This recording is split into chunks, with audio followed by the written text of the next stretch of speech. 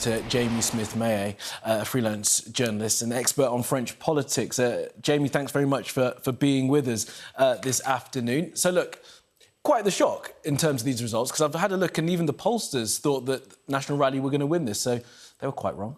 Yeah, indeed. I mean, this was the case a week ago. We were looking at the polls suggesting that they were, running really clearly at sort of third of voters, 30% of voters or above were clearly suggested to go and support the National Rally over a week ago. Well, what changed? And I mean, it really is down to mostly this in France. It is a two-round majority system. So what happened in the last week was tactical voting strategy to block out the far right. Tricky for pollsters even to plan out, because in many ways it's seat by seat as to how this played out in every single constituency.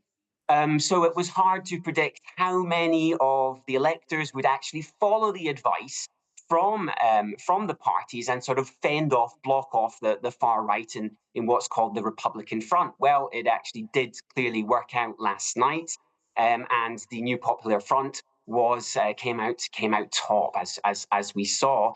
However, they're still far from this sort of overall full majority. Still sort of 100 seats to get a majority. There's no absolute majority, and we have a sort of three-block system and still complete division. President Emmanuel Macron called for clarity, was the reason for this whole dissolution of Parliament over a while ago. And in fact, what happened ultimately? Well, there's no clarity in the situation as it stands today. No, none at all. So we'll see where it goes next. And before we get on to sort of what could happen next, just a thought on sort of the commentary around the vote and sort of the surprise now today, seeing that, the National Rally will push into third place, because it's not the first time that this has happened in French politics, isn't it? That this, after the first round of voting, when the far right done well, Marine Le Pen's father, it happened to him as well.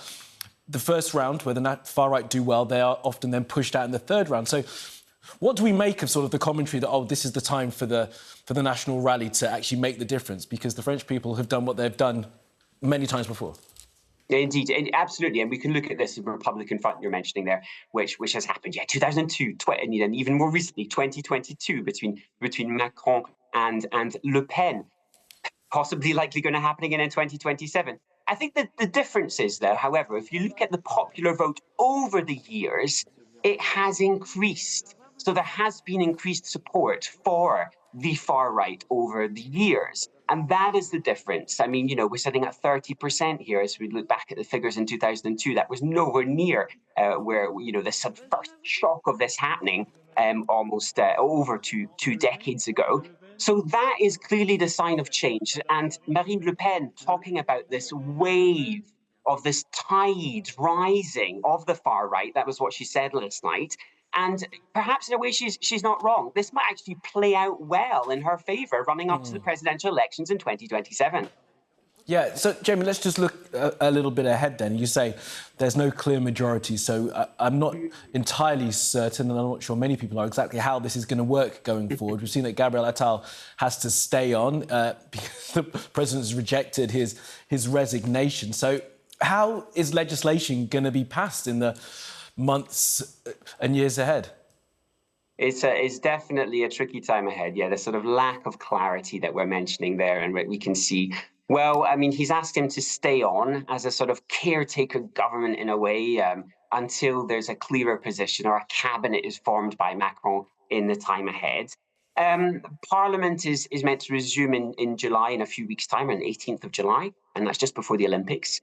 So, I mean, Parliament will and can resume, and currently without a cabinet or a government in place. And one of the options as well is actually it might step aside from the National Assembly. Macron may look at electing and bringing in a technocrat government, which is a form of experts who don't have a political or electoral mandate, and may then, be able to hold all of the powers that the cabinet does. That would be a tricky situation as well. Of course, it may lead to further situation of deadlock, Parliament not supporting legislation, who, of course, passes legislation with the Senate, the upper chamber as well. So, I mean, there is a system absolutely of paralysis, which is quite likely in the weeks ahead and possibly even the months ahead. The final point to make here is that we are now with this system or stuck with the new setup for at least a year. We can't, Macron or even a vote of no confidence cannot dissolve the parliament again constitutionally Wow. until a year ahead. Yeah, I mean, him nominating a technocrat government would do nothing for that criticism that he kind of rules the country as if he's some kind of king. So we will see whether or not he decides to do that. What do we need to know about the man who's, I think the party's called France Unbowed, is that right? So this left-wing alliance, Jean-Luc Mélenchon. What should we know about this man?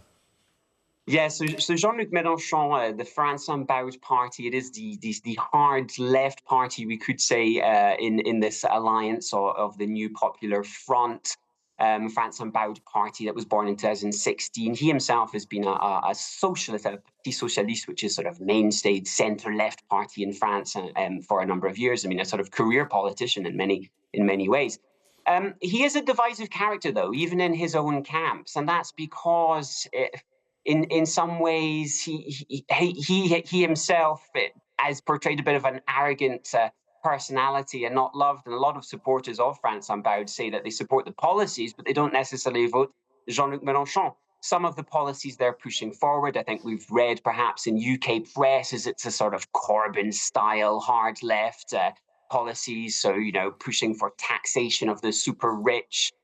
He's also critical at times of international organizations like NATO and even the EU, which is some of the issues that not all of the supporters support within this party. And then a strong stance as well on Gaza and Palestine, and something that came up in France. Obviously, we've discussed in media, but he's clearly saying that Hamas is not a terrorist group, which in politics has proven to be quite a contentious issue. Support for an immediate ceasefire in Gaza. So a lot of these issues here, which across this left-wing bloc are actually difficult really to sort of mediate, and difficult for President Macron to imagine him as a prime minister overall. So that really those are part of the challenges ahead in even imagining him as the future prime minister. However, is it closer to perhaps some other issues? I mean, on environmental issues as well. There's perhaps a little bit more consensus than imagining Jordan Bardella, the National Rally lead, now in third place, as we saw, as him being prime minister. You know, perhaps there's a wider gap there than with Jean-Luc Mélenchon on the left, ideologically speaking, but not across all issues. Absolutely. Look, it's a fascinating time in French politics. James Smith-Maillet, really appreciate you joining us today, and we'll definitely speak again. Thanks, James.